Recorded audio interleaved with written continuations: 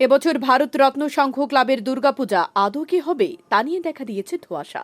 কিছুদিন পূর্বে ভারতরত্ন সংঘ ক্লাবের গৃহ প্রশাসন থেকে ভেঙে গুড়িয়ে দেওয়া হয়, কারণ জেলা প্রশাসনের কাছে অভিযোগ রয়েছে ভারতরত্ন সংঘ বিভিন্ন বেআইনি কার্যকলাপের সাথে জড়িত। পাশাপাশি ক্লাব গৃহটি সরকারি খাস জায়গায় নির্মাণ করা হয়েছিল। এর মধ্যে এলাকার লোকজন ছোট পরিসরে হলেও এই বছর দুর্গাপূজা করার উদ্যোগ গ্রহণ করে। দুর্গাপূজা করার জন্য অনুমতি চেয়ে প্রশাসনের দ্বারস্থ হয় এলাকাবাসীরা, কিন্তু প্রশাসন থেকে কোনো ধরনের সাড়া মেলেনি। তাই রবিবার সকালে এলাকার লোকজন দুর্গাপূজা করার জন্য ভারতরত্ন সংঘ ক্লাবের জায়গাটি পরিষ্কার করতে যায়, কিন্তু এদিন প্রশাসন থেকে এলাকাবাসীদের বাধা প্রদান করা হয়। এলাকাবাসীরা জানান, ভারতরত্ন সংঘ ক্লাবের দুর্গাপূজা বহু বছর ধরে চলে আসছে। এবছর তারা ছোট পরিসরে দুর্গাপূজা করার উদ্যোগ গ্রহণ করেছে। তাদের দাবি, প্রশাসন থেকে তাদেরকে ছোট পরিসরে পূজা করার জন্য অনুমতি প্রদান করা হোক।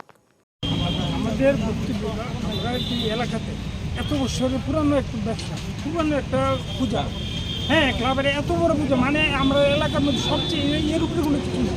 আমরা স্বতঃস্ফূর্তভাবে এখানে করি। হ্যাঁ, আজকে যে কোনো কারণে আমরা পূজাটা যাতে বদ্ধ না হয়, পূজাটা যাতে সুশৃঙ্খলভাবে হয়, আমরা সরকারের কাছে আমরা সরকারের কাছে আবেদন, সরকার আমাদের এবারে সহযোগিতা আমরা পূজা করবো এবং আগেও যেমন করছি এবার করবো। এবার হয়তো আমরা আগের মতো সেইভাবে করতে পারবো না, হাতের সময় কম, তবে আমাদের পূজাটা যদি সুন্দর মতো হয় আমরা সরকারের কাছে গিয়ে আমরা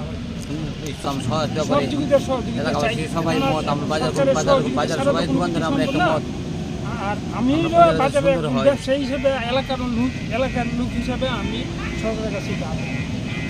আর পাশাপাশি হয়েছে কি, এখানে সারা ত্রিপুরা রাজ্যের থেকে প্রচুর পরিমাণে ব্যবসায়িক আসে। হ্যাঁ, তারা ভালো ব্যবসা করে নিয়ে যায়। পাশাপাশি কলকাতার থেকে, ধর্মনগর থেকে, সারা ত্রিপুরা রাজ্যের থেকে এই পূজাটা দেখার লেগে আসে। হ্যাঁ, তারা আনন্দ ভোগ করে। আমরা এই সরকারের কাছে এইটাই আবেদন, যাতে আবার নতুন করে তারা মানে পূজাটা উপভোগ করতে পারে। একটু পূজা ছোটো হোক, তারা যে দেখে যে না ভারতীয় সঙ্গে একটা পূজা হইতেছে, এটা আমরা সরকারের কাছে এবং মাননীয় মুখ্যমন্ত্রীর কাছে ভীষণভাবে আবেদন, উনি যাতে এই ব্যাপারটা মানে ফলো করে।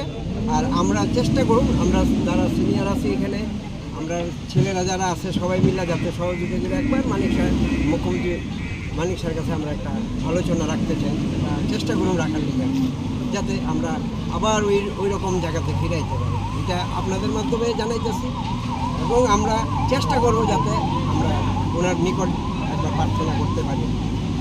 এটা আপনাদের প্রতি আমরা আশা থাকবো যাতে আপনারা এটা ফলো করে ইয়ে করেন।